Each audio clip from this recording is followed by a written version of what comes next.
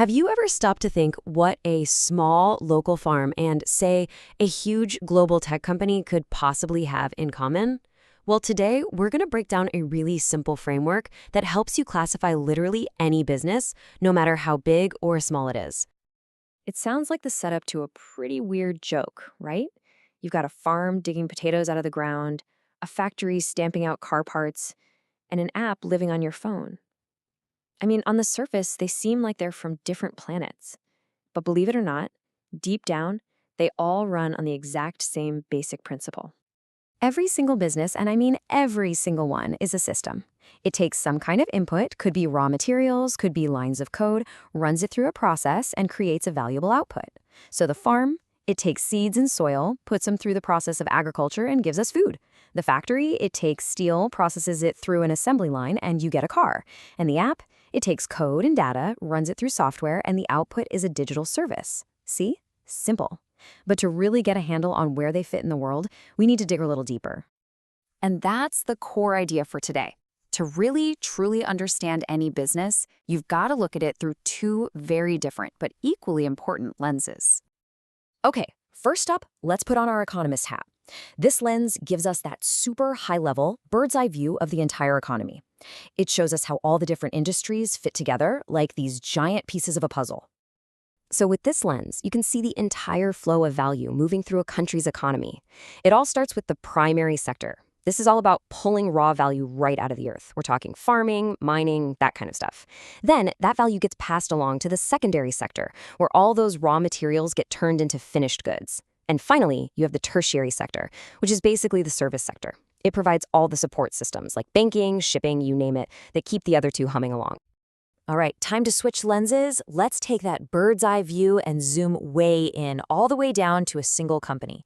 This is the accountant's view. It's less concerned with the big national economy and way more focused on how a specific business actually works and, makes its money.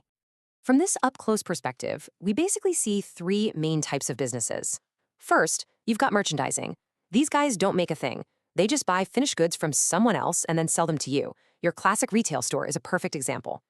Then there's manufacturing, which is exactly what you think it is, turning raw stuff into finished products. And finally, you have servicing businesses, which offer something you can't really hold in your hand, an intangible product like insurance or your phone plan. So we've got these two different ways of looking at things, one for the whole economy, one for a single business. And you might have already noticed some of the overlap, but this is where it gets really interesting, when we see how they fit together and where, in our modern world, those neat lines start to get a little blurry. So here's how they line up. The economist's secondary sector, making stuff, matches up perfectly with the accountant's manufacturing type. No surprise there. And the tertiary sector and servicing category, yeah, they overlap a ton. But look at the gaps. The accountant's merchandising type doesn't really have a neat little box in the economist's view. And that primary sector is totally unique to that big picture perspective. They're different, for sure, but they complete each other. And this is the million-dollar question today, isn't it? All these nice, clean boxes we just drew are getting fuzzier and fuzzier. What do you do when a company doesn't just sell you a product, but sells you a product that is a service, one that's ongoing? Exactly. As one source puts it so well, the line between a service company and a manufacturing company is increasingly thinning. These old definitions are really being put to the test by new business models. And the absolute best example of this is something a lot of us use every single day. I'm talking about software as a service, or SaaS. Just think about it. You get a product, the software itself, which feels a lot like it was manufactured, right? But you also get constant updates, cloud storage, tech support. Those are all clearly services. It's both at the same time. And this hybrid model doesn't just mess with our definitions, it completely changes how companies are valued. And it's why we've moved from buying things once to paying for subscriptions. So why even bother with two different systems? You might be thinking, isn't one good enough? Well, the truth is, if you only rely on one of these lenses, you're only getting half the story. But when you use both of them together, that's when you get a much richer and, frankly, more accurate picture of what's going on. So here's the takeaway. The economist's lens tells you about a company's big picture role. Is it a digger, a maker, or a helper in the grand scheme of the economy?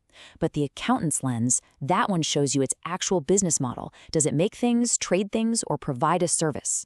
Each lens gives you a totally different but totally vital piece of the puzzle. The best way to think about it is like this. One lens is a map of the entire landscape, showing you exactly where the business is situated. The other lens is the detailed blueprint of the building itself. You absolutely need both to get the full story and to really see where a company's true value is coming from. So I'll just leave you with this little challenge. The next time you're looking at any company, could be a giant like Apple, your local coffee shop, or some new tech startup, just ask yourself, what does it look like through the economist's lens? And then, how does it look through the accountant's? I think you might be pretty surprised by what you find.